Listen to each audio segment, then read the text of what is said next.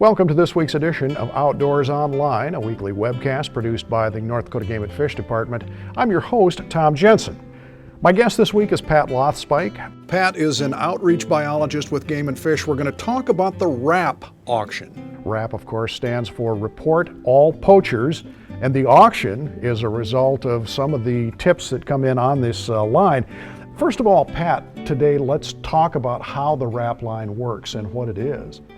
Right, the Report All Poaching program began in 1983 in North Dakota, and it's a program that other states and Canada has as well as we do. And it's a program where that if a person either witnesses an actual hunting, fishing, trapping violation, or hears about one just in conversation in some public place or something, they can use a toll-free number, 1-800-472-2121.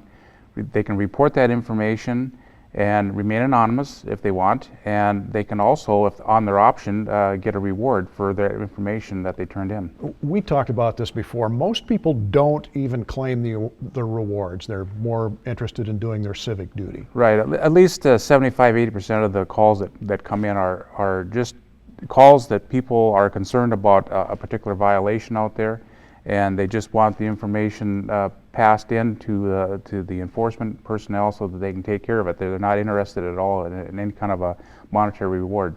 One thing that we should talk about a little bit, Pat, is if you plan to do that or you witness a violation, don't confront these people yourself. Call the line, let law enforcement take care of it. Right? Absolutely. The best thing to do is just sit back and take in information. Try to gather as much information about that particular violation as they can. If it involves a vehicle, like the make, model, color, license plate number is huge. If they can get that, that's we've got a good chance of finding the people involved there. And then any description of the individuals that are participating in that particular violation, get descriptions. And any information they get is important. And then the key is the sooner they call it in, the better. And today's world with cell phones, they sometimes, while the violation is happening, they're calling in right now and they're giving that law enforcement officer that information. Once in a while, the result of one of these tips actually results in confiscated equipment, correct? Right. Some of the violations, especially if they're serious ones, confiscation of equipment is quite common. It could be a firearm, it could be fishing equipment, it could be traps. Maybe an ATV, sometimes even a snowmobile or motor vehicle. But it's part of the penalty basically for poaching or illegally taking fish and game in North Dakota. The confiscated items are then put up for auction. Right. The North Dakota Wildlife Federation, we work with them cooperatively in putting on an auction to sell all this equipment, and typically every 3 to 4 years, it depends on how much equipment is collected over the years, and we have a auction to sell to the highest bidder, and 100% of the proceeds goes back to fund the Report All Poaching program. We use that money to pay out rewards and doing a lot of promotion of that program. What kind of items can people expect to find at a RAP auction? Well, firearms is probably the biggest thing.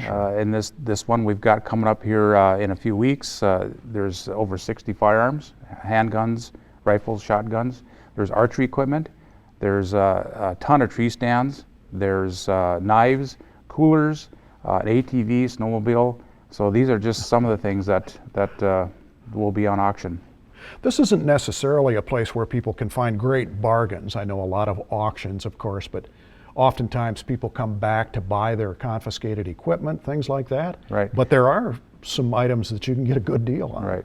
You're exactly right. The firearms go for at least what they're worth. Oftentimes they do go for a little bit higher because some of the people that have lost those firearms have come back, and they're going to pay whatever it takes to get them back, because it's maybe been part of the family for a number of years, and so they're going to get them back.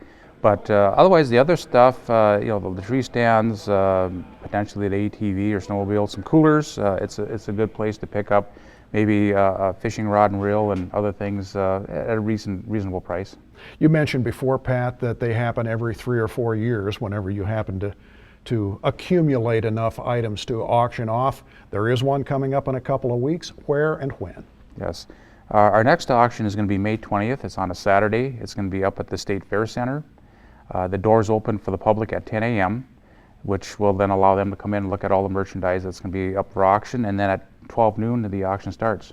All right, let's talk about where the funds from the auction go. Right. Well, the majority of the funds go to help pay for the informants that pass this information to help catch poachers, the rewards. But otherwise, we use a lot of the money in promotional items. There could be a billboard, it could be a radio ad, it could be a magazine ad. We buy a bunch of giveaway items like pens and pencils and canned koozies and calendars and things like this that we give out to the public at public events, so that the number is there to call, 1-800-472-2121, and just to encourage people to call in if they hear about something or actually witness it. All right, Pat, thanks. Thank you. Here are those numbers once again for the RAP line if you happen to witness what you think is a game and fish violation. And as Pat said, don't confront the violator yourself. Take down as much information as you can, things like a physical description, clothing, boat numbers, or a license plate. Call the RAP line and let law enforcement take care of it. And once again, don't forget about the RAP auction coming up Saturday, May 20th at the State Fair Center in Minot. Doors open at 10 a.m. so you can view the merchandise, and the auctions start at noon. For Pat Lothspike and the rest of the staff here at North Dakota Game and Fish, thanks for joining us for Outdoors Online. We'll see you again next week.